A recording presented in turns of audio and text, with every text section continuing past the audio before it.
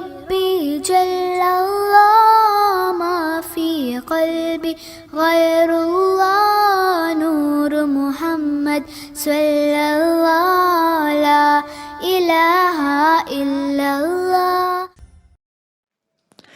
Sekarang ini di Timur Tengah, khususnya di medsos, Twitter, ya, Facebook, dan YouTube di Timur Tengah, ini lagi geger, saling berbantah-bantahan antara pro dan kontra bahwa ada enggak siksa kubur itu. Ya, saya tidak mau bertengkar dengan siapapun, saya tidak membela siapapun. Kalaupun ada orang mengatakan tidak ada siksa kubur, oke deh, kata mereka itu hanyalah sebagai mimpi.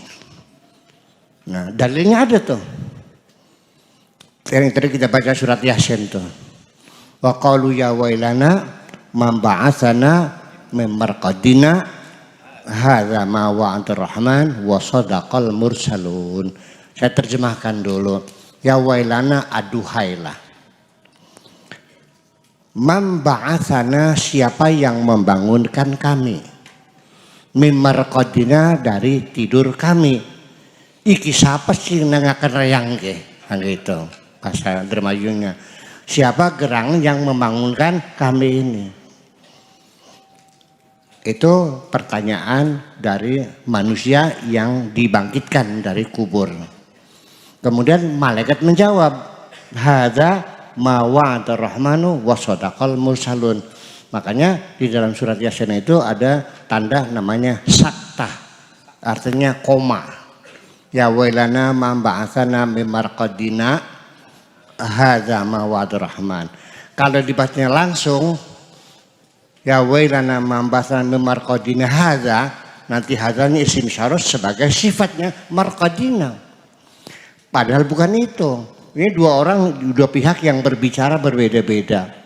Kitanya mengatakan mambah dan marqadina, malaikat mengatakan hadza ma wa'ada rahman wa sadaqal mursalun. Salahnya terlalu besar sekali. Kalau tidak sakta, maka maknanya siapa gerangan yang membangunkan tidur kami ini? Nanti ma wa'ada rahman, Allah tidak berjanji. Gawat kan jadinya. Nah itu, jadi siapa yang membangun kami? Lalu malaikat menjawab, inilah yang dijanjikan oleh Allah gitu. Nah nanti hadanya isti'naf sebagai mubtada, manya isim mausul, wa'adur rahman sebagai silatul mausul, fi mahalli raf'in khabarul mubtada. La mahala lahu minal i'rab. Kan semacam itu makanya. Jadi sangat berhati-hati sekali. Dan mumpung saya ingat sekali, tolong Bapak sekalian, tanda-tanda baca dalam Al-Quran tolong dihormati. Itu adalah hasil karya para ulama yang solihin, yang menulis Al-Quran, memberikan tanda-tanda baca. Ini ada satu hal yang tidak dihormati, yaitu dalam Al-Fatihah. Saya ini minta nggak usah dibantah lah ya. Di dalam Al-Fatihah itu alhamdulillahirabbil alamin mandek, ar-rahmanirrahim mandek, malik mandek. Padahal setiap ayat itu ada lam alif. Apa maknanya? Alamatul waqfil mamnu, tidak boleh berhenti. Saya sulit menyalahkannya, kan ini seluruh dunia bacanya itu begitu. Alhamdulillahirabbil alamin, ar-rahmanirrahim, maliki yaumiddin. Kenapa berhenti? Ayat itu bukan tanda berhenti. Makanya para ulama itu dengan tulus mereka kasih tanda baca la. Itu artinya tidak boleh berhenti. Coba kalau berhenti nanti maknanya berubah. Kalau berhenti maknanya berubah. Alhamdulillahirabbil alamin. Kalau berhenti bukan ar-rahmani dong, isti'naf, ar-rahmanu, ar-rahimu. Jadi ar-rahman jadi apa? Jadi khobar li mubtada'in mahdzuf. Wa huwa ar-rahmanu. Wal jumlatu minal mubtada'il khabar fi mahalli jarrin, sifatu lafzul jalalah. Itu i'rabnya begitu. Tapi bagaimana saya akan mengatakannya? Seluruh dunia di Mekah juga gitu kebacanya. Jadi bakal di Bismillah artinya dihapus saja tanda baca ya. Wis langkah maknane mah. Nah itu. Jadi kalau kita berhenti, alhamdulillahirabbil alamin. Ada dua. Ar-Rahmanu khobar li mubtada mahdhuf atau Ar-Rahmana. Ya, maf'ulun bihi li fi'lin mahdhuf. Ani Ar-Rahman. Tapi kalau Ar-Rahmani itu sifatnya lafzul jalal, tidak boleh sifat dan mausuf dipisah pakai jilal. Betul enggak? Sifat dan mausuf boleh kan dipisah? Enggak bisa. Kepada yang terhormat Bapak Bupati Indramayu. Bersama ini saya sampaikan permohonan saya. Itu kan ada mandeknya. Karena kepada Bapak Bupati yang saya hormati bersama. Surat ini saya sampaikan. Enak nggak begitu? Nah disitulah tanda baca dihormati. Ini terserah pada bapak-bapak mau menghormati silakan. Ya tidak ya nggak apa-apa itu suratnya. Cuma nanti malaikatnya keder kan. Iya, catatnya ini gitu. Itu. Jadi hal-hal yang semacam itu perlu kita perhatikan dan saya tidak akan mengatakan bahwa orang yang mati selesai tidak ada siksa kubur, dalilnya ada ya wailana ma'atamar qadina ada mawadur rahman wa sadaqal musalu, berarti kita ini ditidurkan. Kalau begitu yang ada hanya mimpi. Kata mereka begitu. Saya ingin menjawab, Pak Obek, saya mau nanya punten, ketika Bapak mimpi seram, atau bahasa Arabnya kabus, atau bahasa Inggrisnya nightmare, digedak-gedak di macan, pegel beli Pak, pegel beli, kemeringet, bahkan dari nightmare, mimpi seram yang kita alami di malam hari, itu mempengaruhi pikiran kita seharian tuh. Nggak nyaman, perantang perinting, terganggu begitu seharian. Kerja juga capek, masih terngiang-ngiang. Lalu, jadi masalah apa? Ya kalau Anda mengatakan itu mimpi, oke silakan. Saya boleh-boleh aja. Kalau Anda meyakininya mimpi boleh. Tapi pegel beli. Tersiksa enggak? Bedanya apa? Mimpi dengan realita. Sama ketika sudah berlalu. Sekalipun realita kalau sudah lewat sama dengan mimpi. Betul nggak?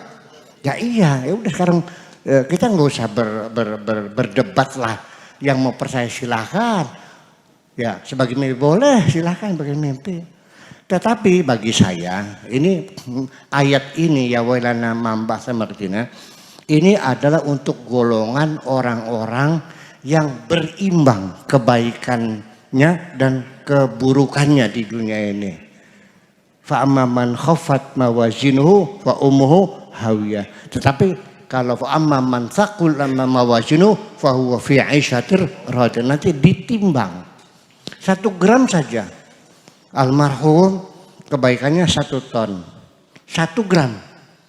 Keburukannya 1 ton. Hanya beda 1 gram. Selamat enggak? Selamat. 1 gram selamat. Yang penting asal grewat gitu. Selamat. Nah ini banyak orang-orang yang kebaikan dan keburukannya itu 50-50. Sehingga malaikatnya keder ini. Ini orang mau diapa? Dipendungi anak kebagusannya. Gar panjang sorga akeh dosa. Tadi ditampaknya kok leblek turu. Nah nanti di hari kiamat baru mereka dibangunkan. Kalau saya bernasib seperti itu sudah untung. Sudah untung sekali ditidurkannya. Iya, tapi kalau pulangnya membawa kemusyrikan, membawa dosa-dosa, kemaksiatan, ya tentu jadi ada siksa kuburnya. Nah kalau pulangnya tidak membawa dosa, murni semuanya. Dosa sudah diampuni seperti para aulia, para ulama solihin yang nyatanya bersih. Ya tidak ada dosa sedikit pun. Ya begitu masuk ya nggak usah nunggu kiamat. Ngapain nunggu kiamat? Langsung masuk surga. Jadi surga sekarang sudah ada penduduknya. Gua perlu nganggur baik. Iya kan? Nah, tetapi bisa nggak kita langsung masuk surga? Sulit. Dan tetap aja kita ini selalu berdosa kok. Iya, jadi kita paling-paling ya akan ditidurkan. Jadi kalau dia sudah lulus 100% kebaikan semuanya, ya sudah tinggal langsung dikirim ke surga. Makanya ayatnya ada lagi. Siapa itu yang begitu? Yaitu yang sudah mencapai tingkat nafsul mutmainnah. Makanya orang yang sudah tingkatan nafsul mutmainnah nanti ketika pulang dijemput. Dikasih sinyal dulu, ya ayatuhan nafsul mutmainnah. Ada apa Mang Malaikat? Saya datang untuk menjemput Anda. Ya ayatuhan nafsul mutmainnah. Irja'i ila rabbiki. Yuk pulang kepada Tuhanmu. Rodiyatan mardiyah, kamu senang, Tuhanmu senang. Siap? Oh sudah lama saya tunggu, aku sudah merindukan kau. Ya saya balik. Fadkhuli fi ibadi, ayo bareng-bareng dengan hamba-hambaku berangkat. Begitu sampai tujuan, fadkhuli jannati, silakan masuk surga. Itu bapak-bapak pengen gak kira-kira mati langsung surga? Pengen. Jangan bawa dosa sedikit pun. Iya, jangan bawa dosa sedikit pun. Siapa yang bisa masuk surga tanpa menunggu kiamat? Yaitu ketika pikiranmu melihat batu dan berlian sama. Ketika disajung dan dihina sama.